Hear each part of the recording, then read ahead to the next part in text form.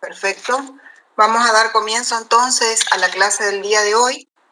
Hoy vamos a comenzar, así como les puse el titulito acá en la pizarra, con el estudio de funciones en variable compleja, ¿sí? Entonces, la semana pasada hemos trabajado con una parte introductoria que hace a las operaciones de números complejos y también a las funciones elementales, ¿sí? Que son las polinómicas, seno, coseno, e a la z y logaritmo y raíz enésima. Bueno, esas serían funciones elementales. Lo que vamos a ver ahora básicamente es continuidad y derivadas de funciones complejas. El estudio que vamos a hacer es similar al que hicimos en cálculo 1, ¿okay? Pero, como ustedes imaginan, por el tiempo que tenemos, lo vamos a hacer mucho más rápido, mucho más breve y mucho menos profundo de lo que fue nuestro estudio de funciones reales en cálculo 1. Bueno, una primera cuestión bien importante y que ya habíamos charlado la clase pasada es que las funciones de variable compleja, ¿sí? Básicamente, nosotros vamos a designar como, por ejemplo, W igual a una función f de z, ¿sí? Y su equivalente en variable real era o es y igual f de x, ¿bien? En variable real nosotros tenemos la variable independiente unidimensional, la variable dependiente unidimensional. Entonces, si sumamos ambas dimensiones, nos queda el plano XY. Y por eso nosotros podemos representar una función en variable real como una curva en el plano XY.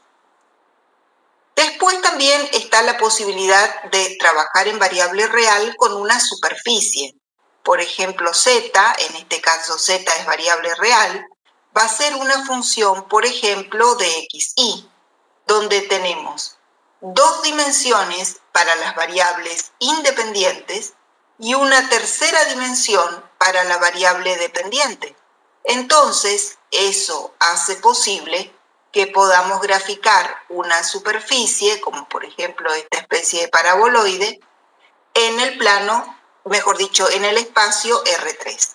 ¿Ok? Entonces, en este caso nos estaríamos moviendo en R2 y en este caso nos estaríamos moviendo en R3. Hasta ahí no hay problema. Pero si hacemos esa misma analogía con funciones de variable compleja, esta z tiene dos dimensiones porque es del tipo x más y, o sea, tiene componentes, es bidimensional. Y la variable dependiente w también es bidimensional. Por ende, precisaríamos una especie de hiperespacio de 4 dimensiones para poder dibujar esa función tal como lo veníamos haciendo en R2 o R3. Dado que esta situación no es posible, entonces no tenemos la posibilidad de graficar una función compleja como esta. No al menos de graficarla así como estamos acostumbrados a hacerlo, ¿tá? De esta manera o de esta manera. Desde el momento que nosotros no podemos graficar una función, hay muchas cuestiones que eran relativamente simples o que las podíamos relacionar rápidamente en forma analítica y en forma geométrica, que ahora ya no vamos a poder. Ejemplo típico, la derivada, ¿tá? Nosotros en una curva real, si tenemos un punto como este y hallamos la derivada, sabemos que representa la pendiente de la, o sea, si hallamos la derivada y reemplazamos la abscisa, obviamente, sabemos que representa la pendiente de esa recta. Sabemos que aquí hay una recta tangente, ¿sí? En posición horizontal. Sabemos que si nuestra función tiene, por ejemplo, una forma como esta y aquí en este punto tiene una esquina, entonces aquí no va a ser derivable, ¿bien? O si tenemos una función como esta, que en esta abscisa tiene un salto, tampoco va a ser derivable. Bueno, todas esas cuestiones dejan de tener sentido en variable compleja desde el momento que nosotros no podemos graficar por sí misma una función compleja. Si bien existe un, digamos, como un artilugio que desarrollaron los matemáticos y que lo vamos a ver pronto en la materia, que se denomina mapeo. Yo digo artilugio porque es una manera de hacer como que graficamos una función, pero en realidad no la graficamos. Lo que estamos haciendo es utilizar la función y transformarla, está en una curva, en realidad en el plano R2, pero no es en realidad la gráfica de una función. Es un artificio matemático que recibe el nombre de mapeo y que, bueno, es lo que hay en variable compleja para poder representar una función. Eso lo vamos a ver más adelante. Bien, con toda esta introducción, lo que les quiero significar es que el estudio, sobre todo de la continuidad, de la derivada, de funciones de variables complejas, va a ser diferente a lo que estábamos acostumbrados en variable real, por el simple hecho, pero súper importante hecho, de que no hay posibilidad de graficar una función compleja y tampoco de interpretar geométricamente qué es lo que sucede si hay un salto, si hay una asíntota, si hay derivada, si es positiva, si es negativa, si hay tangente horizontal, si hay puntos de inflexión. Absolutamente nada de eso ya procede o corresponde en variable compleja. ¿Bien? Entonces nosotros lo que vamos a hacer en variable compleja, ¿sí? Vamos a aspirar, digamos, a analizar una función o analizar su derivada, básicamente en primer lugar, analizando si es que existe derivada, ¿tá? Entonces, cuando analizamos la derivada de una función en variable compleja, la primera pregunta que nosotros nos vamos a hacer es, ¿la función es derivable? En el supuesto caso de que la función sea derivable, la otra pregunta importante es, ¿dónde es derivable? O sea, ¿en qué región del plano es derivable? ¿Sí? ¿Es derivable en todo el plano? ¿Es derivable en algunos puntos? ¿Es derivable, no sé, sobre los puntos de una parábola? Etcétera, etcétera. ¿Bien? Esas son realmente las dos preguntas importantes en cuanto a derivada en variable compleja. Primero, si es derivable. Y ya les anticipo que hay una enorme cantidad de funciones complejas muy, pero muy simples que no son derivables. ¿Ah? La segunda pregunta es, ¿dónde es derivable? ¿Es derivable en todo el plano, sobre una recta, bueno, etcétera, etcétera? Eso es lo que vamos a tratar de dilucidar en el día de hoy. Bien. Entonces, para comenzar, básicamente vamos a iniciar con el concepto de continuidad de una función compleja. Bien. Como definición analítica, la continuidad en variable compleja tiene el mismo esquema que en variable real. A ver, ¿quién de ustedes me puede recordar, activando el micrófono, ¿sí? ¿Cuándo una función en variable real es continua en un punto? A ver, ¿quién recuerda eso? La función está definida en el punto. Muy bien. Tiene límites, o sea, el límite existe y el límite y la función definida en el punto son iguales. Perfecto. Exactamente esas mismas tres condiciones se cumplen en variable compleja. Entonces, nosotros vamos a decir que la función f de z es continua en el punto z0 perteneciente a su dominio si existe f de z0, o sea, hay función. Segundo, existe límite cuando z tiende a z0. Y tercero, el valor de la función en el punto y el valor del límite son exactamente iguales. ¿Bien? O sea que como definición copia fiel de lo que sería en variable real. ¿Bien? Pero, voy a hacer en otro color, acá hay una cuestión importante. Porque cuando nosotros hablamos de que existe el límite, ¿está? Si lo confrontamos con lo que era en variable real, pónganse en variable real, este era un valor x sub 0. Y entonces nosotros teníamos solamente dos posibilidades de acercarnos. O nos acercamos por derecha, ¿se acuerdan que le poníamos el simbolito más? O nos acercamos por izquierda, hice al revés, por derecha o por izquierda, ¿bien?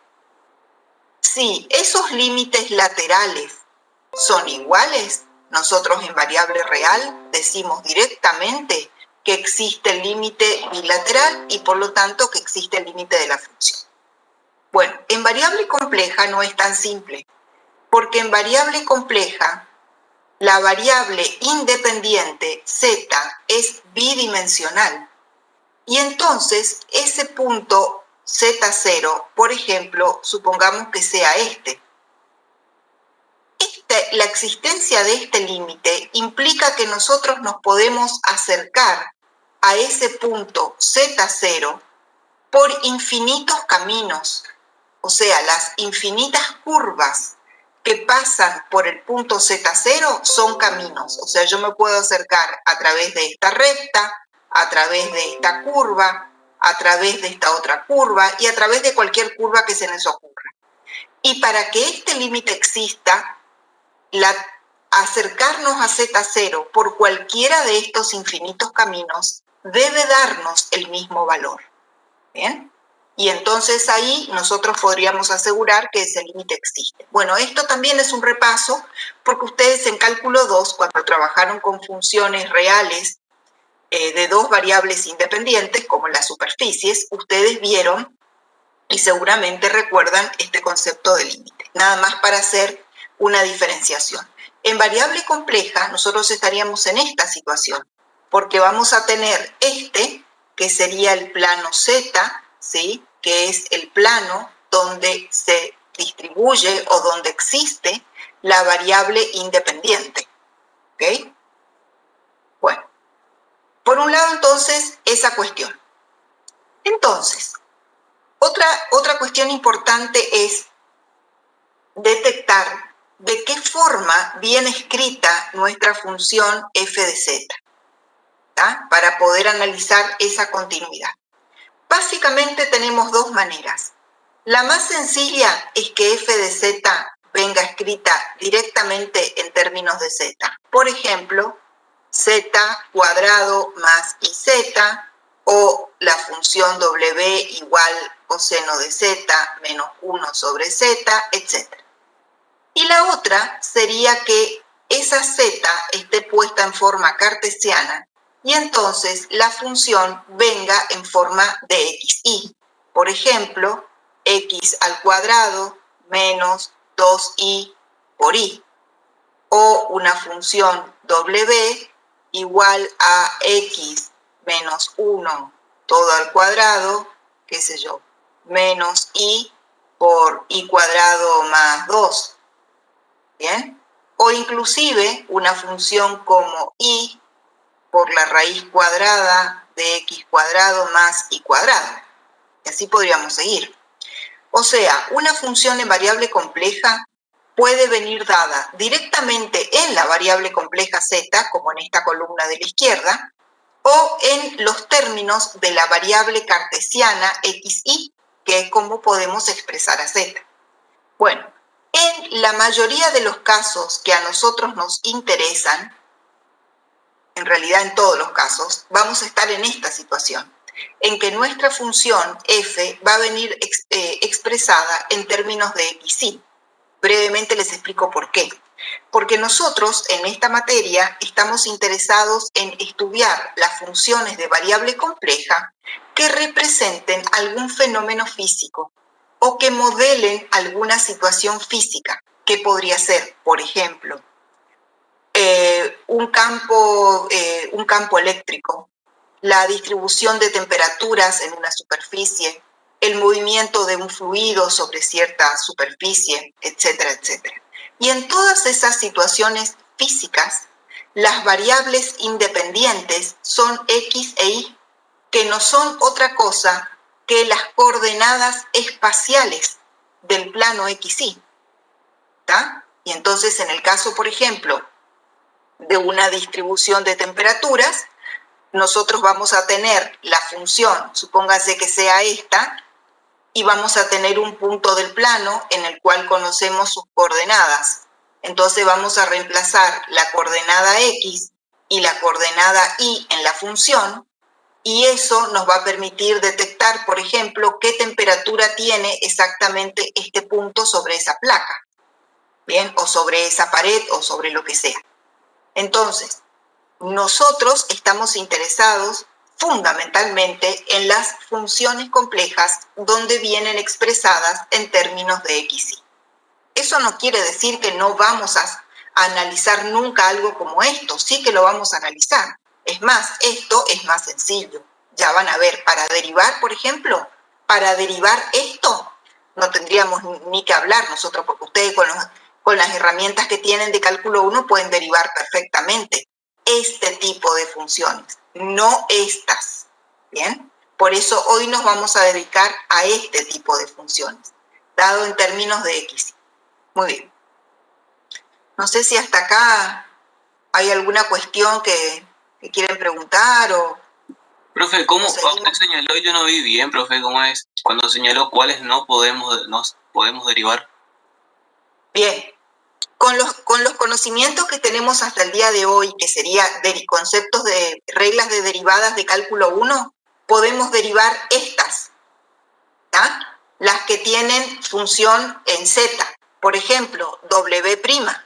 W' va a ser la derivada del coseno, que es menos seno de Z, más 1 sobre Z cuadrado, que es la derivada de menos 1 sobre Z. O F', que es la que está arriba, es 2Z más la constante I. Y listo, ya está la derivada. ¿Bien? O sea que esas no hay problema. Las que vamos a ver hoy cómo tenemos que hacer para derivar son estas, las que están dadas en términos de X y de Y. ¿Ahí queda un poquito más claro? Sí, profe. ¿Sí? Ok, bueno. Bien. Entonces, volviendo un poquito al tema, ustedes ya saben también de cálculo 1 que para que una función sea derivable, antes tiene que ser continua. ¿Tá? O sea, ser continua es condición necesaria para ser derivable. Bueno, acá en complejas también. Para que una función sea derivable en un punto, tiene que ser indefectiblemente continua en ese punto. Bueno, entonces, si nosotros tenemos, supongamos estas que están acá, estas funciones que yo escribí acá, o en Z o en XY, ustedes pueden observar, por ejemplo, que con respecto a las funciones que están escritas en Z, la primera es un polinomio, ¿tá? Al igual que lo que sucede en variable real, los polinomios en variable compleja son continuos para todo el plano, ¿sí? O sea, esta función f de z que está aquí va a ser continua en todo el plano complejo. ¿Sí? Esta c sería continua en todo el plano complejo, porque es un polinomio. La otra función w está formada por un coseno y por una función racional. El coseno y el seno, al igual que en variable real, también son continuas en todo el plano complejo. Y esta función racional, al igual que en variable real, va a ser continua en todo el plano, excepto en los ceros del denominador. Por lo tanto, la función w va a ser continua en todo el plano complejo, excepto en el origen. ¿Está? Bien. Mientras que estas tres que tenemos aquí, estas tres son continuas en todo el plano complejo, ¿sí? Porque no tienen denominador, ¿tá? Aquí hay, o sea, no tienen denominador que pueda anularse y generar una discontinuidad. Aquí hay una raíz cuadrada, pero el término que está dentro de la raíz es siempre positivo, por lo tanto tampoco hay problemas. Bien, y lo demás sería como expresiones polinómicas en las variables x, y. No son polinomios en z, son expresiones polinómicas en x, y, que es bien distinto. Pero la cuestión es que estas tres funciones también son continuas en todo el plano complejo. ¿Bien? Ahora viene, por ejemplo, entonces lo que les quería aclarar acá es, hay cierto tipo de funciones que son continuas en todo el plano complejo. Esas son los polinomios complejos, ¿sí? Las funciones seno y coseno de un número complejo z, y la exponencial e a la z. Y cualquier combinación que hagamos de estas, por ejemplo, si una función fuese menos z cuadrado por seno más 2e a la z, ¿sí?, también sería continua en todo el plano complejo. O, por ejemplo, podría ser coseno de 2z que se multiplica por el polinomio z más 9i. También sería continua en todo el plano complejo. ¿Bien? Entonces, estas tres funciones, les pongo acá específicamente porque se usan bastante estas funciones. Las polinómicas, seno, coseno y e a la z. O cualquier suma, resta o producto entre esas funciones van a ser siempre continuas en todo el plano complejo. Bien, entonces nosotros en el estudio que vamos a hacer, en lo que nos interesa realmente de las funciones complejas, estas tres son las que vamos a utilizar y además un tipo especial de funciones. Bueno, en realidad no es especial, sino que es otro tipo de función compleja, que es una función racional.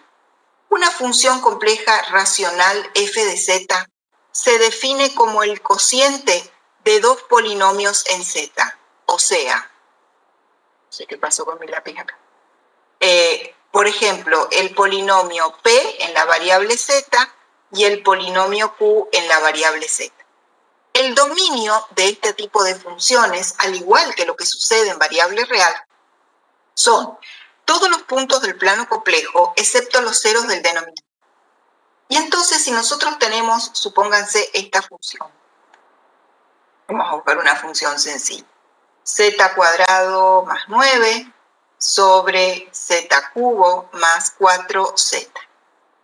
Esta función racional en variable completa. ¿Ustedes me pueden decir dónde es continua esa función f de z o dónde no es continua?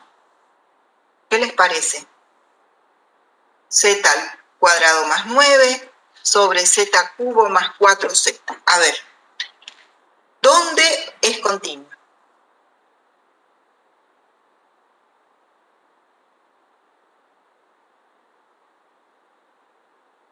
Activen el micrófono, chicos, ¿sí? Por favor, porque el chat no lo puedo leer. Es continua en todo el plano complejo z, excepto en el denominador. Excepto en el denominador, ¿cómo sería eso? En el denominador igual a 0. Ajá, bien. Mega dice que es continua en todo el plano, excepto en 0. Sería ¿Hay menos alguna 4 otra? y El origen 0. complejo tampoco sería continuo. Bueno, el 0, cuando decimos 0, es el origen complejo, ¿sí? Bien. ¿Todos opinan igual que Mega o hay alguien que tiene otra visión del ejercicio, de esta preguntita?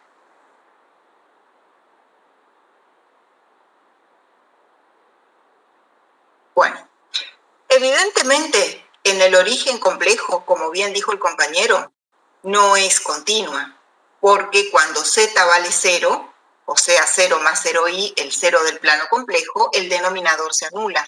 Pero no es el único valor para el cual se anula el denominador. Fíjense, yo voy a sacar acá arriba solo el denominador, el que es un polinomio, y lo voy a igualar a 0. Vamos a sacar z, factor común nos va a quedar de z cuadrado más 4, y esto es igual a 0. Esto es un producto. Para que un producto sea cero, cualquiera de los dos factores puede hacerse cero. El primer factor es z, que puede ser igual a 0, que eso ustedes ya lo dijeron y está correcto. Pero hay otro factor que es z cuadrado más 4 igual a 0, que si nosotros resolvemos esa cuadrática, nos queda z igual más menos 2i. Y en estos puntos del plano complejo tampoco es continua. O sea, este polinomio complejo que está en el denominador es un polinomio cúbico y tiene 3 raíces. Una de ellas es real, que sería el 0, y las otras 2 son complejas. Entonces, esta función racional va a ser continua en todo el plano complejo, excepto en 0 y en más menos 2i. Si este fuese nuestro plano complejo, yo voy a marcar aquí esos 3 puntos. Este sería el 0, este sería 2i, o sea, 2 unidades en el eje imaginario, y este sería menos 2i, 2 unidades negativas en el eje imaginario. Por lo tanto, esa función, esta función f de z, va a ser continua y derivable, ya que estamos, en todos los puntos del plano complejo, con excepción de esos 3 ceros que están en su denominador. Estos 3 puntos se denominan singularidades o son puntos singulares. Singularidades se denominan, ¿está? En variable compleja, los puntos para los cuales una función no está definida, ¿sí?, o no existe función, como en este caso, no pertenecen a su dominio, se denominan puntos singulares, indicando que allí sucede algo especial diferente de lo que sucede en los demás puntos. Puntualmente, las funciones racionales tienen singularidades en los ceros del denominador. ¿Quedó claro esto de que hay, además del 0, de que hay otros 2 ceros en el denominador? ¿Eso podría volver a explicar, ingeniera, por favor? Sí. Cuando nosotros tenemos una función racional como esta, la única condición para analizar su dominio, su continuidad y toda la historia es que el denominador no sea 0. Entonces, lo que yo hice acá fue lo siguiente. Tomé el denominador, lo saqué aparte y lo igualé a 0, para ver en qué valores ese denominador se hace 0. Y en esos valores nuestra función no va a ser continua, no va a haber derivada, etc. Lo que hice fue sacar factor común la variable z. Me queda factor común de z cuadrado más 4 y ese producto lo igualo a 0. Para que ese producto sea igual a 0 hay 2 opciones. La primera es que z sea igual a 0. La segunda es que este paréntesis, z cuadrado más 4, sea igual a 0. ¿Bien? Si z cuadrado más 4 es igual a 0, lo voy a hacer acá paso por paso. Si z cuadrado más 4 es igual a 0, significa que z cuadrado es igual a menos 4 y por lo tanto significa que z es igual a la raíz cuadrada de menos 4. ¿Bien? Y a su vez, ese menos 4 que está dentro de la raíz cuadrada, nosotros lo podemos escribir como menos 1 multiplicado por 4. Y entonces hacemos distributiva de la raíz. Nos queda la raíz cuadrada de menos 1 por la raíz de 4. Nosotros sabemos, porque la clase pasada lo definimos, que la unidad imaginaria i al cuadrado nos da menos 1. Por lo tanto, la unidad imaginaria equivale a la raíz cuadrada de menos 1. Entonces, esto es la unidad imaginaria y esto, como ya sabemos, es más menos 2. Y de ahí surge entonces que las otras 2 raíces son más menos 2i. O sea, son 2 números imaginarios puros que se ubican sobre el eje de ordenadas. ¿Ahí se entendió mejor? Sí, perfecto, gracias. Ok, bueno, eso tienen que tener cuidado. Bueno, acá yo lo hice todo, así paso por paso, digamos, porque es como el primer ejercicio, pero ustedes de acá nomás ya se dan cuenta y lo pueden poner así, no hace falta que hagan todos los pasos. Bien, tengan cuidado porque hay que formatearse, digamos, para trabajar en variable compleja. Porque si esto fuese en variable real, si acá en lugar de z cubo más 4z dijese x cubo más 4x, indudablemente que el único cero sería el cero, sería el origen, ¿está? Porque en variable real este paquetito x cuadrado más 4 no tendría solución. Pero tenemos que formatearnos y recordar que estamos en el plano complejo. Y entonces en el plano complejo las ecuaciones cuadráticas que me dan raíces cuadradas con números negativos sí tienen solución, pero esos números van a ser números imaginarios puros, por la razón de que la raíz cuadrada de menos 1 da por resultado la unidad imaginaria. ¿Okay?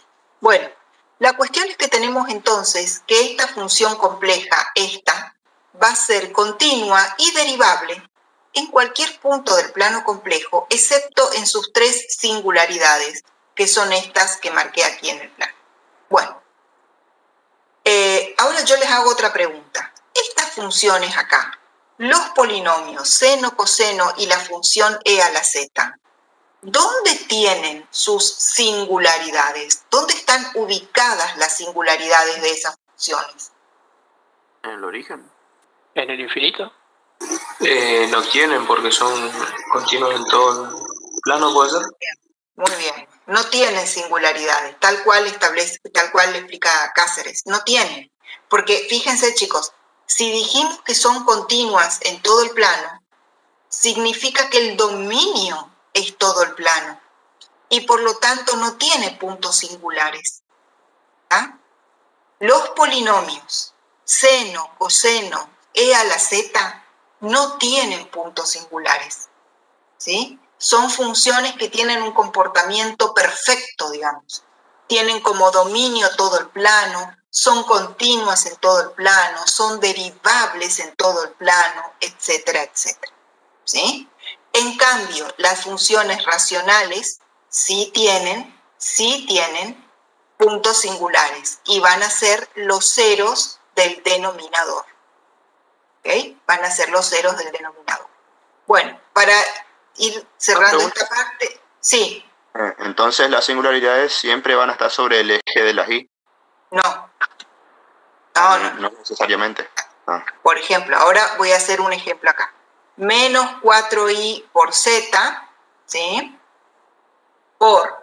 Y acá abajo voy a poner z menos 3 al cuadrado por z al cuadrado más 1. Fíjense, por favor, esta última función racional que acabo de escribir. Menos 4iz sobre z menos 3 al cuadrado por z cuadrado más i. Es una función racional donde el denominador tiene grado 4. ¿Ustedes me pueden decir dónde están las singularidades de esa función? Yo las voy a ir marcando en el plano. En z igual a 3. Muy bien. Y en más 3 menos... real. 3 real. ¿Dónde más? En más menos i. Perfecto. En más menos i, que sería 1 imaginario, y menos 1 imaginario. Y este 3 real obviamente sale de hacer 0 este paquetito. Entonces, si z toma el valor 3 positivo real, el denominador se anula. Por eso 3 es una singularidad. Y en este caso, cuando z tome los valores imaginarios puros más menos i, también se anula.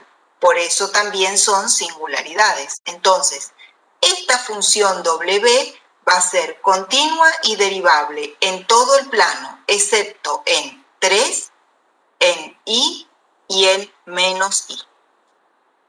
¿Se comprendió eso, chicos? Eso de las singularidades. ¿Sí? ¿Se Sí, entendió sí. el concepto? En 3 tendría raíz doble. Es una raíz doble, sí, pero en realidad eso aquí no tiene relevancia. ¿Está? Tiene una raíz doble en 3 real. ¿Sí? Y aprovecho para ampliar un poquito eso. Si esto fuera un polinomio en variable real, ¿qué pasa en una raíz doble del denominador? A ver, ¿quién se acuerda de cálculo 1? Rebota la función. Rebota. Y en una raíz simple, por ejemplo, Atraviesa. La atraviesa. la atraviesa. Exactamente. Esas cuestiones acá ya no corresponden, porque nosotros no las podemos graficar a la función. O sea que no hace ningún sentido decir que corta o que no corta, porque en realidad no hay función que se pueda graficar. Entonces lo único que podemos decir es que en 3 hay una singularidad. Listo, terminó la cosa. ¿Ah? Ahora bien, mirándola, eso de que corta o rebota si miramos el denominador solito como un polinomio. ¿Bien? Ahora, si miramos la función W completa, si esta fuese una función real, ¿qué estaría pasando en el valor 3? Tendríamos una asíntota Tendría una asíntota. vertical. Perfecto, tendríamos una asíntota vertical. Eso tampoco corresponde acá. Acá no hay asíntotas, porque no hay gráfica. ¿Está? Entonces, nuestro análisis acá, una ventaja tiene, digamos, tiene un montón de desventajas, pero también tiene una ventaja, porque nosotros decimos, bueno, es continuo y derivable en todos los puntos, excepto en 3, en 1 y en -1. Terminó. Acá no hay análisis de si rebota, de si corta, de si hay asíntota, de si va para el más, de si va para el menos infinito. Nada de eso tiene sentido porque no hay gráfica. ¿Bien? Bueno, eso entonces en cuanto a las funciones racionales. Y vuelvo a... Ingeniera, Sí, le preguntaba si en 3 había raíz doble porque el polinomio del denominador es de grado 4, entonces claro. en algún lado tienen que estar las 4 raíces y como solo llevamos una 3, raíz real una doble. tendría que ser doble. Es doble, sin duda. Es doble. Acá está el exponente del denominador. ¿Está? Sí, es una raíz doble. Entonces tiene una raíz doble real y 2 raíces simples imaginarias. Correcto. ¿Está? Bueno. Y si acá, por ejemplo, ya que estamos, hubiésemos tenido un cuadrado, sería un polinomio de grado 6, ¿sí? Y estas raíces, más menos i, también serían dobles. Pero eso no cambiaría para nada esta historia, de que las singularidades seguirían siendo 3 real y más menos i. ¿Bien? Bueno. Ahora, les decía que quiero insistir con esto. Estas funciones que están acá, los polinomios, coseno, seno y exponencial, y las funciones racionales, son el tipo de funciones que nosotros en la gran mayoría de los casos vamos a trabajar. Muy raro que por ahí en la práctica, digamos, como ejercitación, pueda aparecer algún logaritmo, alguna raíz, alguna otra cosa. Pero básicamente en el estudio de las funciones de variables complejas en matemáticas aplicadas, las que aparecen igual que en las ecuaciones diferenciales, las que aparecen en la gran mayoría de los casos son estas: polinómicas, seno, coseno, exponencial de base e y funciones racionales. Afortunadamente es así, porque estas funciones son las más simples. ¿Está? Estas 3 primeras son continuas en todo el plano y estas, las racionales, solamente tienen singularidades en los ceros del denominador. O sea que dentro de todo el paquete de funciones sería como las más fáciles. Bueno, muy bien.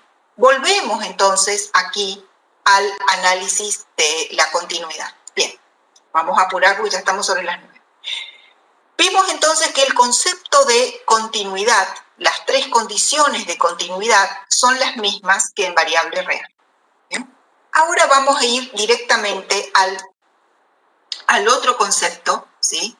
Que es el concepto de derivadas en variable compleja. Entonces, voy a escribir acá el título. Derivadas. Bien, como definición, f' en z tiene exactamente la misma definición que en variable real.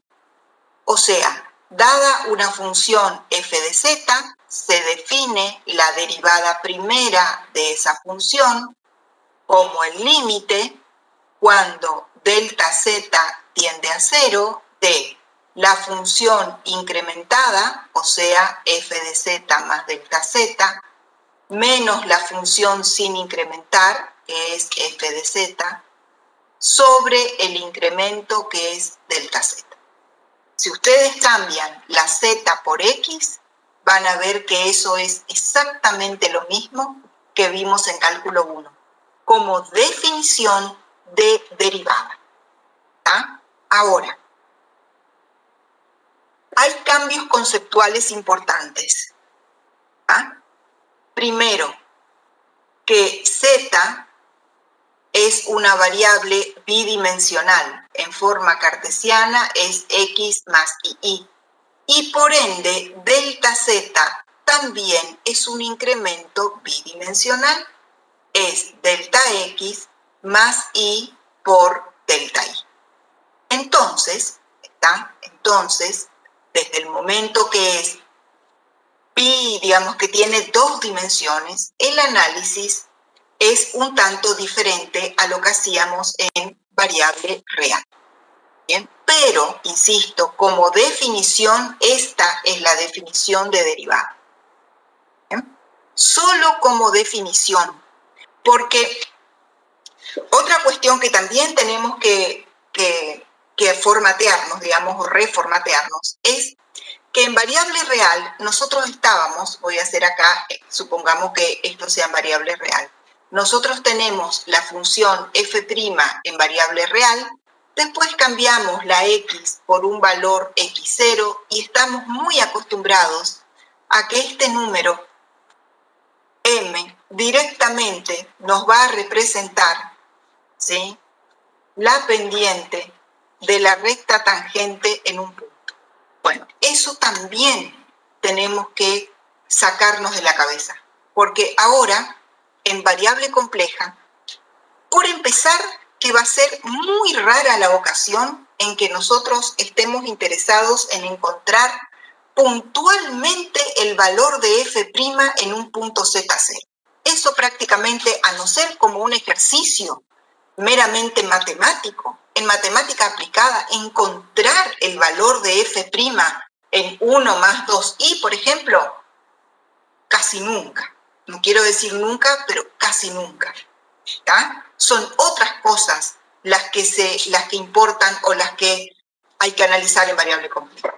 Pero aún si lo hiciéramos, si encontráramos, por ejemplo, el valor de f' en un punto z0, y esto nos va a dar, qué sé yo, un número complejo b más ic, esto nada tiene que ver con una pendiente, ni con una tangente, ni con un plano tangente, ni con nada. Absolutamente con nada. No hay más esa relación análisis, digamos, analítico-gráfico que teníamos en la derivada de variable real. Bien. Teniendo entonces, esto nada más era como una comparación. Teniendo entonces que z en forma cartesiana es x más y delta z es delta x más delta y, también aquí llega el momento de establecer que nosotros vamos a necesitar trabajar, como por lo que les estuve explicando hace un ratito, con una función f de z, no en la variable z, sino en las variables x e y. Entonces, a esta f de z la vamos a tener que expresar como una componente real u, que depende de x, y una componente imaginaria b, que depende de x, y. ¿Bien? Entonces, así como la variable independiente z se expresa en las coordenadas cartesianas x e y, la variable dependiente w, o también podemos llamarla f de z, se expresa en las variables cartesianas u y b. ¿Bien? X e y para z, variable independiente. U y b para w, variable dependiente. Gráficamente sería así. Este es el plano XY en el cual existe la variable Z, que forma el dominio de la función. Y este es el plano V en el cual se encuentra la variable W, que es la imagen de la función. Y entonces, tomando un punto del plano Z, vamos a llegar a otro punto del plano W mediante la función f de z. Esa sería la correspondencia. Acá esto es importante que recuerden. X e Y para Z, U y B para W. Entonces, supongamos que nosotros tenemos, para no hacer más tanta historia, aquí arriba, donde les hice los ejemplos. Teníamos eso acá. Voy a borrar esto. Supongamos que nosotros tenemos ya escritas las funciones en base a X y a Y. Entonces, en esta primer función, por ejemplo, la componente real U es directamente X cuadrado y la componente imaginaria B es menos 2Y. ¿Sí? En esta última función W, la componente real U es 0, porque no tiene componente real la función W. Y su componente imaginaria B es la raíz cuadrada de X cuadrado más Y al cuadrado. ¿Se comprendió esto de expresarla a la función f con una componente real U y una componente imaginaria B? Sí, profe. ¿Sí? Profe, yo no... En esa parte ahí me perdí un poquito. Ahí donde usted está ahora. Bueno, ¿en eso que dije recién o en esto que estoy ahora? En esa derivada ahí, eso no comprendí muy bien. Bueno, les decía entonces que la definición de derivada en variable compleja, como definición, tiene el mismo esquema que en variable real. Entonces, la derivada de una función f de z, f' es el límite, cuando delta z tiende a 0, de la función incrementada, que sería en z más delta z, menos la función sin incrementar sobre el incremento. ¿Bien? Esa sería la definición de derivada en el plano complejo. Ahora, voy a hacer acá como una separación. Hay que tener en cuenta que esta variable independiente z es x más y, o sea, es bidimensional. Este incremento delta z también es bidimensional. Es delta x más y delta y. Entonces, esta función f de z que aparece acá, esta f de z, es una función que se la debe expresar en una componente real U y una componente imaginaria B, y que esa componente real y esa componente imaginaria también van a depender de las variables x e y. Entonces, la función f de z, ¿sí?, que sería w igual f de z, que sería el nombre que le estamos dando a la función, en definitiva, se puede expresar como una componente real U y una componente imaginaria B. Y eso en el gráfico significa que va a haber un plano al que vamos a llamar plano W, en el que va a tener como eje de abscisas la variable real U y como eje de ordenadas la variable real B. ¿Okay? Y en ese plano se encuentra la imagen de la función W. Mientras que en el plano Z, donde se encuentra el dominio de la función, son los clásicos X e Y. Y este grafiquito que hice acá fue lo siguiente, o sea, yo tomo un punto del plano Z, le aplico la función y obtengo un punto del plano W. O sea, voy desde el dominio hasta la imagen. ¿Quedó un poco más claro ahí o no? Ok, profe. Sí, ahora sí. ¿Sí? Perfecto. Bueno. Ahora vamos a suponer lo siguiente. Vamos a suponer que nosotros tenemos f de z, ¿sí?, que es igual a z cuadrado menos I por Z conjugado. ¿Se acuerdan que el conjugado era X menos Y? La pregunta es, ¿cómo hacemos para encontrar f de Z en términos de U y de B? O de X y de Y. ¿Cómo hacemos para pasar esto que está en la variable Z? ¿Cómo lo llevamos a las variables X e Y? Primero reemplazamos por lo que vale cada una, o sea, X más Y por Y, y luego resolvemos lo que se pueda resolver, y por último agrupamos los reales y las partes imaginarias, y ahí denominamos U a la parte real y B a la imaginaria. Perfecto. Esto estoy haciendo, ¿sí? A la variable Z la reemplazo por su expresión cartesiana X más Y todo al cuadrado. A eso le resto la unidad imaginaria que multiplica el conjugado que es X menos Y. Resolvemos. Nos va a quedar el cuadrado del primero que es X cuadrado más el doble del primero por el segundo que es 2X y Y más el cuadrado del segundo, que es menos Y cuadrado.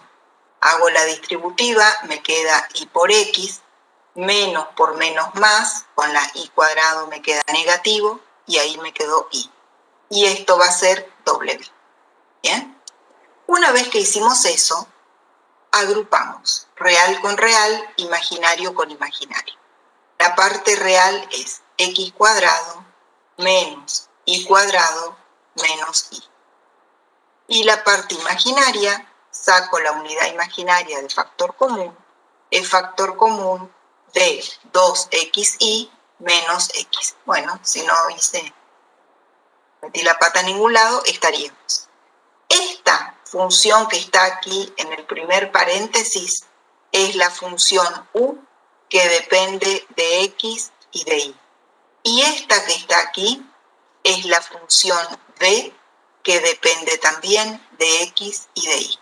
Esa es la manera de escribir una función que está en Z, de escribirla, ¿sí?, en términos de la variable cartesiana X e Y. Y para hacer una correlación con este grafiquito que hice acá, supongamos que esta función, así como está, tiene como dominio todo el plano complejo. ¿Está? Entonces, supongamos que nosotros queremos evaluar esa función en el punto 1 más Y. ¿Bien? Entonces, quiere decir que X toma el valor 1 y que Y también toma el valor 1.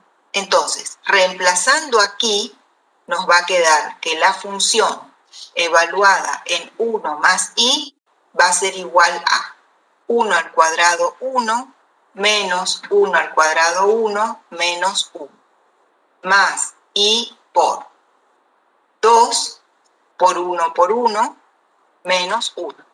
Bueno, hacemos la cuenta y nos queda menos 1 componente real, 2 menos 1, 1 componente imaginario.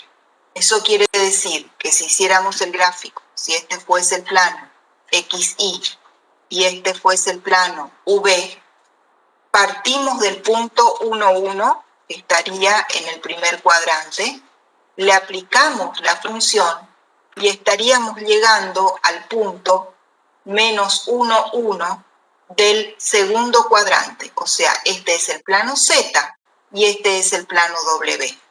Al punto 1, 1 del primer cuadrante le corresponde el punto menos 1, 1 del segundo cuadrante en el plano W. Eso sería el equivalente. Y este puente que vincula uno con otro es la función f de z. ¿Se comprendió eso? Es bastante sencillo, digamos, pero bueno, por ahí conceptualmente, no sé si se comprendió. Bueno, perfecto. Entonces ahora sí vamos a tratar de avanzar porque ya estamos sobre la hora. Con derivadas. Bien, tenemos entonces la definición de derivada. Si nosotros reemplazamos la z, la delta z, la f, ¿tá?, por todo esto que yo fui escribiendo acá, ¿tá?, nos quedaría, en definitiva, voy a volver a poner, que f' de z, ¿sí?, equivale al límite cuando delta z, que lo voy a cambiar por su expresión cartesiana, que sería delta x más y delta y. El límite de. En el denominador iría delta z, que es delta x más y delta y. Y en el numerador vamos a cambiar. En vez de poner f de z más delta z, vamos a escribir f en función de u y de b. Entonces sería la función incrementada. La función incrementada sería u de x más delta x y de y más delta y, más y por b incrementada, que sería x más delta x y más delta y. Todo eso que acabo de escribir es solamente la función incrementada. Y ahora hay que restarle la función sin incrementar. ¿Bien? La función entonces sin incrementar sería u de x y menos IB de XY, ambos con signo negativo porque este signo afecta a las dos. Y esta sería la expresión general del límite que habría que resolver para ver si existe ese límite. En principio, para ver si existe ese límite. Bueno, yo no lo voy a hacer, primero por cuestiones de tiempo y segundo, porque está desarrollado paso por paso en el SIL que le hemos subido al aula virtual, en el capítulo de funciones, que creo que es el capítulo 3.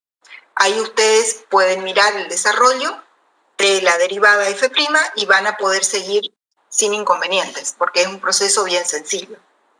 Profe, ¿Ya? Sí. ¿A qué valor tiende el límite? Y acá, a 0, eso es lo que me olvidé de poner. A 0. Okay, ¿bien? Gracias. Bueno, entonces, supongamos que nosotros resolvemos ese límite, ¿está? Bueno, y aquí viene otra cuestión, esta que también charlamos al principio, esta que estaba al principio acá, que yo les había marcado en la condición de continuidad, que cuando el límite tiende a z0, hay infinitos caminos por los cuales nosotros podemos acercarnos a un valor z0. Bueno, acá no tenemos z0, sino que tenemos su equivalente, que sería delta z tiende a 0. Eso significa que hay infinitos caminos posibles a través de los cuales este delta z se puede acercar a 0. De esos infinitos caminos posibles, hay dos que son los más fáciles. ¿Ah? Uno de ellos sería hacerlo a través del eje Y. Si nosotros nos movemos a través del eje Y, estamos suponiendo que delta X toma el valor 0. Y entonces este paquetito de acá se anula y solamente queda como variable delta Y. Y la otra posibilidad sería hacerlo a lo largo del eje X, en el cual estaríamos suponiendo que delta Y toma el valor 0. Por lo tanto, si este toma el valor 0, solamente nos queda delta X. Eso, ¿tá?, que haríamos y resolveríamos este límite que está acá, lo resolveríamos por el camino del eje Y o por el camino del eje X. Es lo que ustedes en cálculo 2 estudiaron como derivadas direccionales. ¿Tá? De las infinitas posibilidades, las dos direcciones más simples son sin duda la de los ejes coordenados. Entonces, si resolvemos este límite, estaríamos hallando dos derivadas. Una derivada primera en z, yo la voy a representar así, a lo largo del eje X, ¿tá?, que sería asumiendo que delta Y es 0. Y otra derivada primera en z a lo largo del eje Y, asumiendo que delta X es igual a 0. Hacen esto, eso está en el SIL, vuelvo a repetir. Este límite lo resuelven a través del camino que da el eje X y a través del camino que da el eje Y. Una vez que hagan eso, se van a encontrar con que evidentemente esos límites existen y el resultado de esos límites nos va a proveer de unas ecuaciones en derivadas parciales. Porque fíjense que las variables, que U y B, que son las variables dependientes, tienen cada una de ellas dos variables independientes, que son la X y la Y. Por ende, cuando una función tiene más de una variable independiente, ya tenemos que hablar de derivadas parciales. ¿Bien? Eso por un lado. Por otro lado, para que este límite realmente exista, ¿sí? Para que este límite que define a la derivada f' exista, y por ende para que exista la derivada, es condición necesaria que ambos resultados sean iguales. Porque como lo dijimos hace un ratito, y como ustedes saben de cálculo 2, en varias variables, ¿sí? En este caso para z que tiene dos variables, de los infinitos caminos posibles, todos deben dar el mismo resultado para asegurar que un límite exista. Bien, entonces, condición necesaria es que el camino que me dan los ejes coordenados, como mínimo, sean iguales entre ellos. Sí o sí tiene que cumplirse esto para que nosotros podamos empezar a hablar de que existe f'. Bien, si esta igualdad se cumple, tiene que cumplirse indefectiblemente, porque son dos de los infinitos caminos. Si esta igualdad se cumple, entonces ustedes van a encontrarse con que esta derivada primera en X y esta derivada primera en Y, ambas son dos funciones complejas, con componente real y componente imaginaria. Cada una de esas componentes son derivadas parciales. Para que dos funciones en variable compleja sean iguales, es necesario que sean iguales entre sí sus componentes reales y que sean iguales entre sí sus componentes imaginarias. Igualando las componentes, llegamos finalmente a que la derivada parcial de U con respecto a la variable X debe ser igual a la derivada parcial de B con respecto a la variable Y. Y la segunda, la derivada parcial de U con respecto a la variable Y debe ser igual a menos la derivada parcial de B con respecto a la variable X. Estas ecuaciones en derivadas parciales son la columna vertebral del análisis de derivadas en variable compleja y reciben el nombre de ecuaciones de Cauchy-Riemann.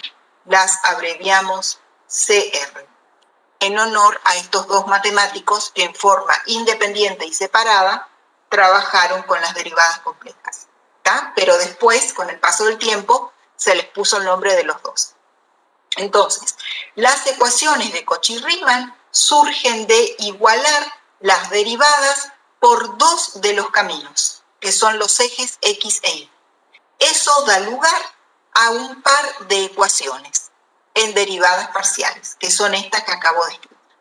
Entonces, para que se cumplan estas condiciones, vieron que yo les puse una llave acá. Siempre tienen que poner llaves, porque las llaves, así como ustedes aprendieron en álgebra, indican que las ecuaciones forman un sistema y que la solución de ese sistema va a ser la intersección del conjunto solución de la primera ecuación con el conjunto solución de la segunda. Vale decir, la solución tiene que cumplirse simultáneamente para ambas ecuaciones. No podemos nosotros resolver una y olvidarnos de la otra. Eso está absolutamente mal. Tenemos que resolver las dos. Sacar la solución de una, sacar la solución de otra y entre ambas soluciones hacer la intersección. Ya van a ver qué nos da esa intersección. ¿Está? Bueno, entonces, borro esto para que no se vea. Estas ecuaciones de Cauchy-Riemann, estas son el punto clave de la derivada en variable compleja. Ahora bien, les hago una pregunta. Cumpliéndose la igualdad de estas dos derivadas en estas dos direcciones, ¿ya sería suficiente para afirmar que existe f' de z? ¿O les parece que no todavía? ¿Qué les parece a ustedes? No, porque son únicamente dos trayectorias. Exacto. Son solamente dos. ¿Y cuántas hay en total? Infinitas. Hay infinitas. Por eso yo repetí varias veces que son condiciones necesarias. Bueno, afortunadamente, estos dos grandes genios de la matemática siguieron estudiando las derivadas en variable compleja y llegaron, mediante una demostración que no la vamos a hacer y que es bastante densa, pero que escapa ya al interés, digamos, de la materia, o al objetivo de la materia, pero ellos llegaron a la demostración de la siguiente condición. Si las funciones u, b y sus 4 derivadas parciales de primer orden, ¿está? O sea, las derivadas u en x, u en y, b en x y b en y. La conclusión, el teorema establece que si u, b y sus 4 primeras derivadas parciales son continuas en cierto dominio del plano complejo y además de ser continuas satisfacen las condiciones estas de Cauchy-Riemann, entonces las condiciones de Cauchy-Riemann son necesarias, y acá viene la palabra mágica, y suficientes para afirmar que existe derivada primera de z en ese dominio. Ahora les explico qué es un dominio. Bueno, entonces vuelvo a repetir. Si las funciones u, b y sus 4 primeras derivadas parciales son continuas en cierto dominio y además cumplen las condiciones de Cauchy-Riemann, o sea, estas dos igualdades, entonces estas condiciones no solo son necesarias, sino también son suficientes para afirmar que en ese dominio existe f' de z. O sea que la función f de z es derivable. ¿Okay? Ahora les explico qué es un dominio.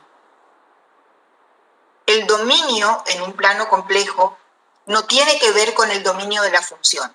Es otra cosa, se le da el mismo nombre. Un dominio en el plano complejo es simplemente una parte del plano, una porción del plano, ¿tá? Una región, como quieran llamar. Dominio es como el nombre técnico. Por ejemplo, un punto es un dominio, ¿sí? Una recta es un dominio.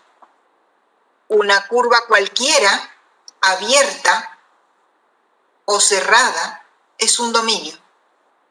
El interior de una curva cerrada es un dominio. Un cuadrante es un dominio.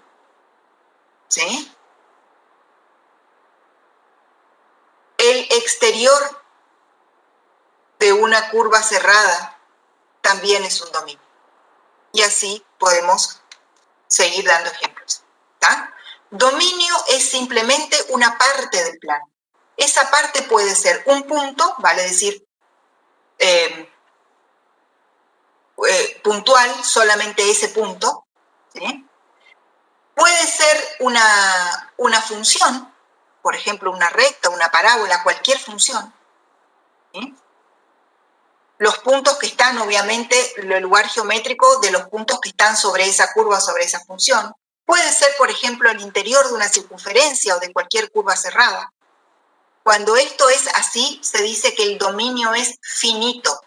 Es un dominio finito, limitado o encerrado, o en este caso una curva. Puede ser también un dominio infinito, por ejemplo, todo un cuadrante, o todo el plano, excepto lo que queda dentro de este triangulito. ¿Bien? Eso es un dominio, o sea, puede ser dimensión 0 como un punto, dimensión 1 como una curva, ¿sí? O dimensión 2 como una superficie. Y a la vez esa superficie puede ser finita o infinita, según esté limitada o no por el interior de alguna curva. Eso, así en general, es lo que se denomina un dominio. Entonces, ¿qué es lo que nosotros vamos a hacer? Vamos directamente a cómo vamos a trabajar. Nosotros vamos a tener la función f, le vamos a encontrar u y b, así como hicimos acá. Si es que no tenemos, vamos a encontrar u y b.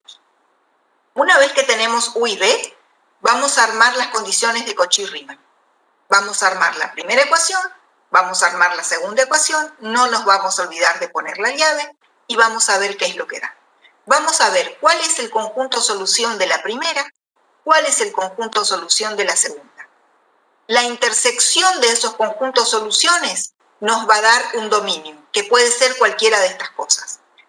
En ese dominio podemos afirmar que la función es derivable, que allí existe derivada. Y entonces, de una sola vez, estamos respondiendo estas dos preguntas que yo les puse por acá. Estas dos preguntas. ¿Es derivable? ¿Y dónde es derivable? Ahora agrego, ¿cómo respondemos eso? Mediante las condiciones de Cauchy-Riemann. ¿Sí? ¿Ven cómo se va cerrando el círculo? Entonces, las condiciones de Cauchy-Riemann me van a decir, por ejemplo, si me dicen que es derivable sobre esta parábola. Bueno, entonces mi conclusión va a ser, ¿la función es derivable? Respondo sí. ¿Dónde? En los infinitos puntos que se encuentran sobre la parábola. Y por ende, no va a ser derivable en los infinitos puntos que se encuentran fuera de esa parábola. Bien, y esa es por lejos la pregunta más importante que nos interesa a nosotros responder en cuanto a la derivabilidad en variable compleja.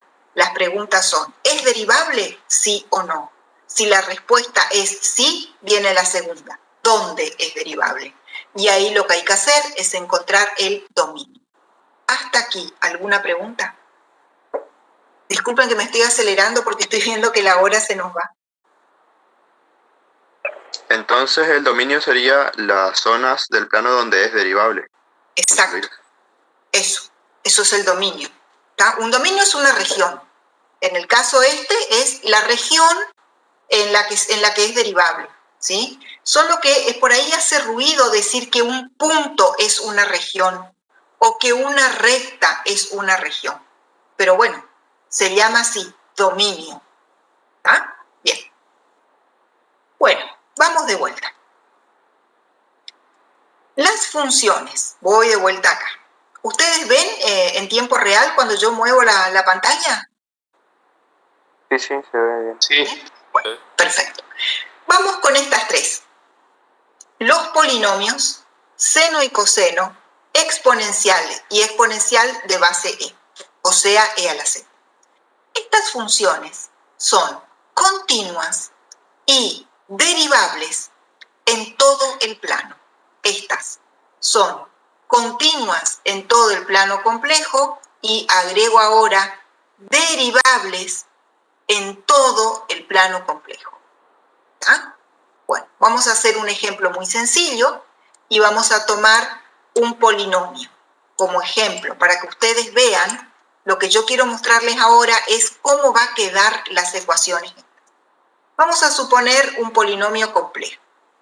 Vamos a suponer que el polinomio complejo es z cuadrado menos i por z. Bueno, ya desarrollamos hoy z cuadrado, nos daba x cuadrado menos y cuadrado más 2i xy. ¿Ok? Menos i por z, o sea, es menos i por x, porque esta z, vuelvo a escribir, es x más ii. Entonces, menos i por x, menos i por más i, queda más la variable i. ¿Ok? Menos por más menos, pero queda i cuadrado, unidad imaginaria al cuadrado, que es positiva. Entonces, de acuerdo a esto, ya vamos a poner u es la parte real, o sea, x cuadrado menos y cuadrado más y. B es la parte imaginaria, o sea, 2xy. Recuerden que la parte imaginaria no lleva la unidad imaginaria, es la componente real de la parte imaginaria, o sea, 2xy menos x. Muy bien. Ahora vamos a armar estas ecuaciones. ¿Bien?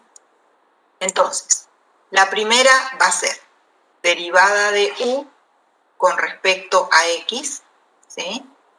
Yo ya voy a escribir así, derivada de u con respecto a y. Después, acá vamos a poner derivada de b con respecto a x y acá vamos a poner derivada de b con respecto a y. Entonces, derivada de u con respecto a x nos queda 2x. Derivada de u con respecto a y nos queda menos 2y más 1. Derivada de b con respecto a x nos queda 2y menos 1 y derivada de b con respecto a y nos queda 2x.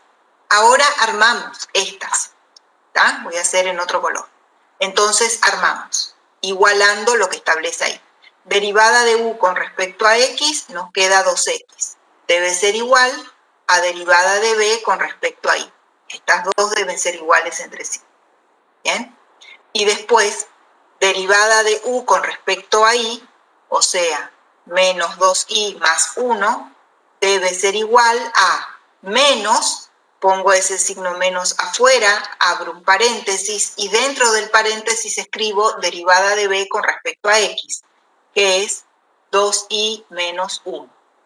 ¿Está? Bueno, este paquetito, si le sacamos el signo, nos va a quedar menos 2y más 1. Bueno, esto que nos quedó acá son dos identidades. Identidades. Una identidad es una expresión, una igualdad, de la cual no hay dudas de que es correcta. ¿Está? Si nosotros decimos, por ejemplo, 6 sobre 2 es igual a 3, eso es una identidad, no hay discusión. Si ponemos coseno de x igual a coseno de x, no hay discusión, son identidades. Bueno, estas dos son identidades, porque fíjense lo que nos queda. Nos queda 2x igual 2x y menos 2y más 1 igual menos 2y más 1. No hay discusión de eso. ¿Está? Entonces, una identidad se cumple en todo el plano complejo. ¿Está? Entonces, ¿cuál sería el conjunto solución de la primera identidad? Todo el plano complejo. ¿Cuál es el conjunto solución de la segunda identidad? Todo el plano complejo. ¿Está? Si hacemos la intersección, como les había explicado hoy, de todo el plano complejo, intersección todo el plano complejo, el resultado es todo el plano complejo. Conclusión. Esta función f de z es derivable en todo el plano complejo.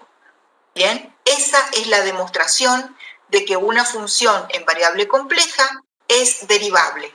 Bien, cumple las dos condiciones de Cauchy-Riemann, ambas condiciones son identidades. Conclusión, existe la derivada en todo el plano complejo, lo cual era de esperarse, porque es un polinomio, y cualquier polinomio es derivable en todo el plano complejo. Próximo ejemplo. Voy a escribir acá la función, ya la vamos a poner en términos de x e y para que sea más fácil de analizar. ¿Ok? Entonces, vamos a suponer ahora que tenemos una función f de x, y que tiene la siguiente forma. X cuadrado más 2x menos y, más la unidad imaginaria, ahí abro paréntesis, dentro del paréntesis, 3y cuadrado menos y más x.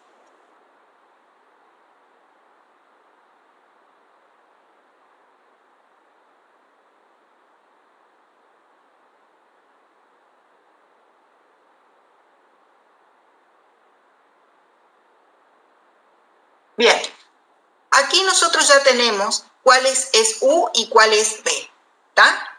Entonces, esto va a ser U y esto que está entre paréntesis va a ser B. Entonces, dentro de esta llave, yo ya voy a escribir las ecuaciones de Cauchy-Riemann, ¿está? Recuerden que las ecuaciones de Cauchy-Riemann son estas. Lo primero que tenemos que hacer, ¿sí?, es igualar la derivada parcial de U con respecto a X, la tenemos que igualar con la derivada parcial de B con respecto a Y. Entonces, la derivada parcial de U con respecto a X es 2X más 2.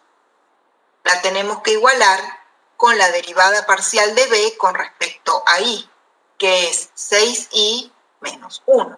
Esa es la primera. Ahora, la segunda es la derivada parcial de U con respecto a Y, la tenemos que igualar a menos la derivada parcial de B con respecto a X. Entonces, la derivada parcial de U con respecto a Y es menos 1. La tenemos que igualar a menos la derivada parcial de B con respecto a X, que es 1. Y ahí cierro. Bien. Les voy a pedir a ustedes que observen esas ecuaciones que nos quedaron. ¿Quedó igual que en el caso anterior del polinomio? ¿Son dos identidades? No. ¿No hay ninguna identidad? Hay una sola identidad. Sí, hay una. La Segunda es una identidad, o sea, ninguno de nosotros va a objetar de que menos 1 es igual a menos 1, ¿está? Por lo tanto, el conjunto solución de esta segunda es todo el plano complejo. Pero la primera no queda una identidad, vamos a trabajarla. Si pasamos el 1 sumando, nos va a quedar 2x más 3, y si después pasamos el 6 dividiendo, nos va a quedar y. Por lo tanto, y es igual a x sobre 3 más un medio, si no me equivoco. Sí, x sobre 3 más un medio. ¿Y esto qué es? Una recta. Eso es una recta, ¿está? Esa recta también implica que el conjunto solución es todo el plano. No, ahí solamente podría ser que es derivable solamente en esa recta. Exacto, ¿está? Porque la recta me está dando un mensaje bien claro. Me está diciendo que la primera de las ecuaciones de Cauchy-Riemann se cumple solamente sobre esta recta. Entonces, si nosotros hacemos la intersección entre una recta y todo el plano complejo, ¿cuál es el resultado de esa intersección? La recta. Claro, la recta, ¿está? Entonces, ¿eso qué significa? Y significa algo bastante simple.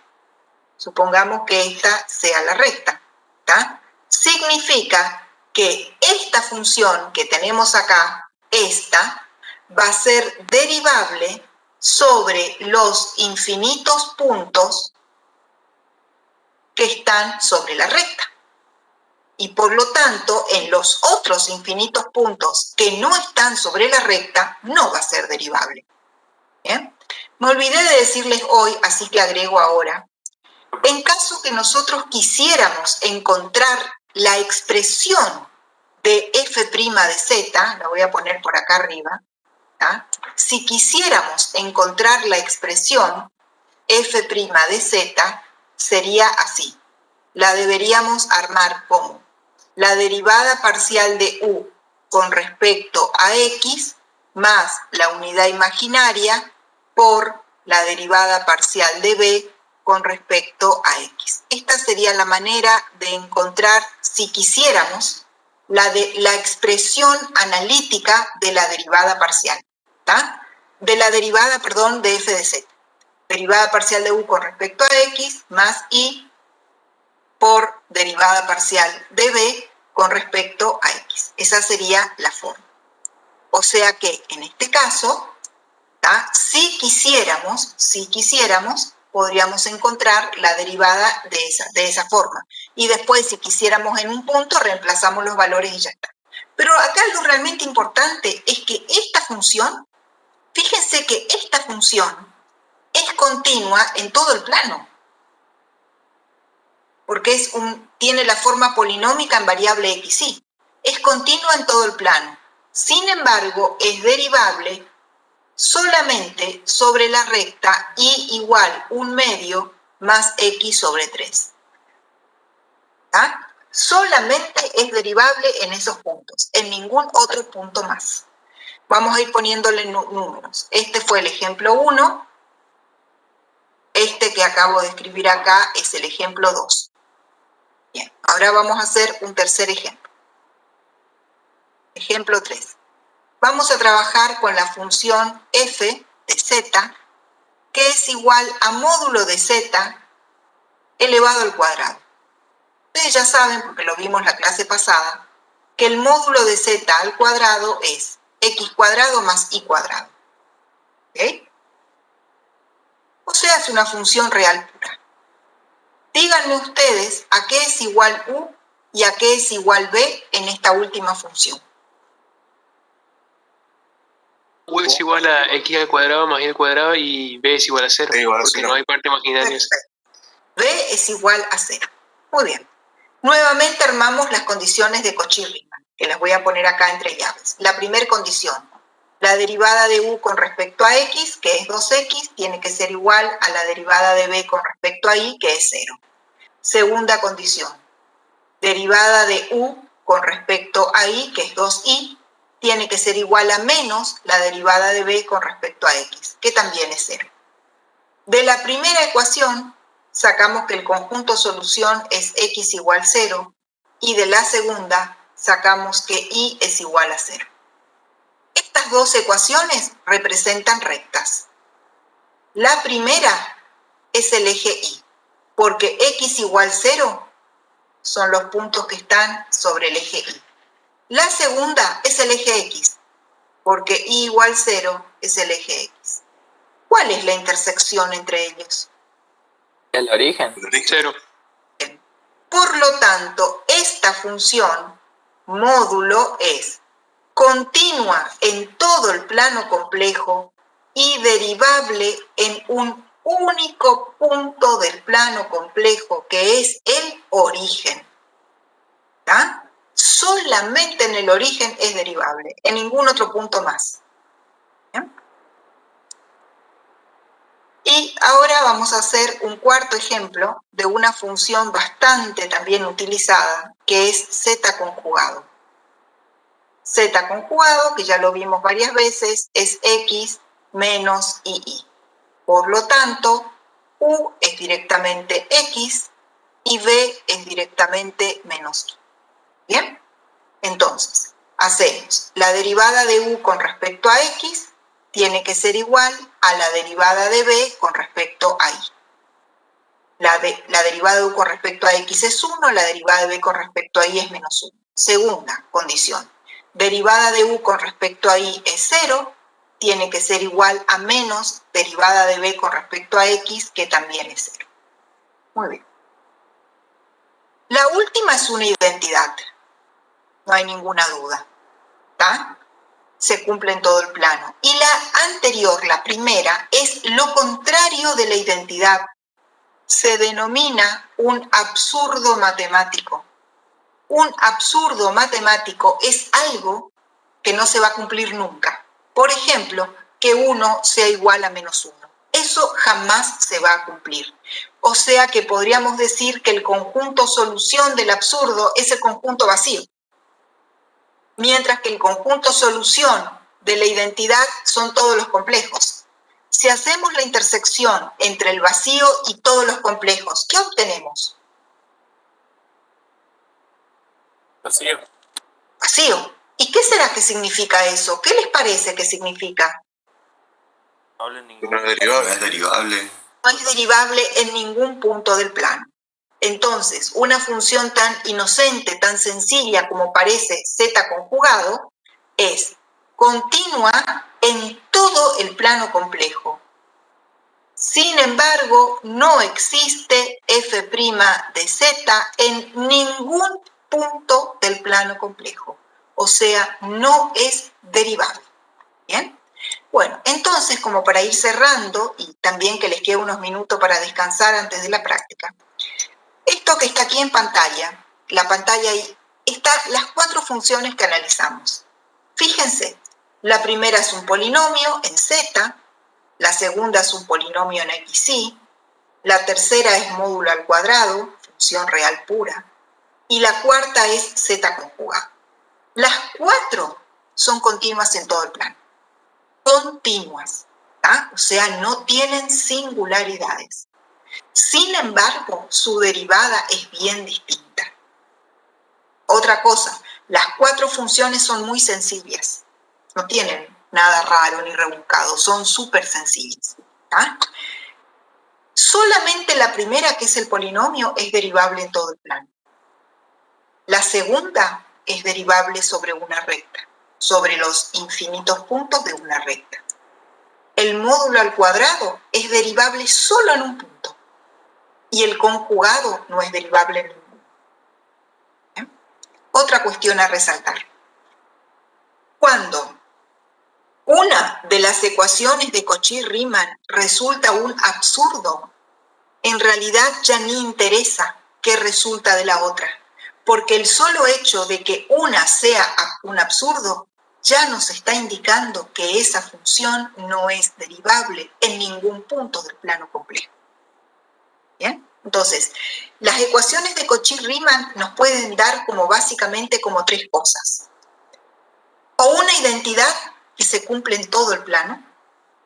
En el otro extremo, el absurdo, que no se cumple en ningún punto del plano.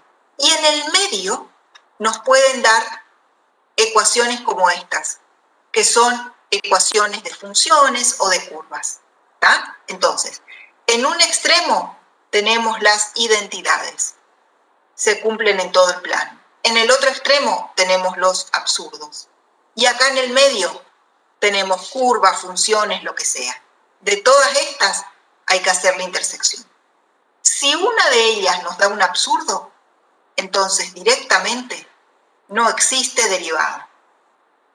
Y en realidad ni interesa lo que dé la otra. ¿Tá? Es bastante común que funciones en variable compleja, aún muy sencillas como esta, porque fíjense que z conjugado es prácticamente la función más sencilla, aún siendo muy sencilla nos puede dar absurdos. Bueno, chicos, dejamos acá por hoy. Profe, una consulta. Sí. Si los resultados cuando hacemos Cauchy-Riemann nos da, por ejemplo, un cociente, tendríamos que excluir los ceros del denominador. Claro, por supuesto, sí. Habría que excluir los ceros del denominador. Sí. Bien, perfecto. Pero afortunadamente, muy pocas veces en matemática aplicada hay una función cociente que tenga ceros en el denominador. La mayoría son del tipo este que les mostré acá. Por eso, pero sí, es correcto lo que decís. Habría que excluir los ceros. Bien. Bueno, muy bien, chicos. Nosotros nos vemos el lunes, 8:15, como siempre. Ingeniera, una consulta. Sí. En el capítulo 3 que subieron del SIL aparece lo de curvas ortogonales, funciones armónicas. Sí, eso lo vamos a ver más adelante. Eso, lo vamos a ver la próxima clase. Ah, ok. Lo que pasa es que como no tuvimos clase el lunes, por eso no pudimos completar ese capítulo. Pero la idea es completarlo la próxima clase. Sí, sí.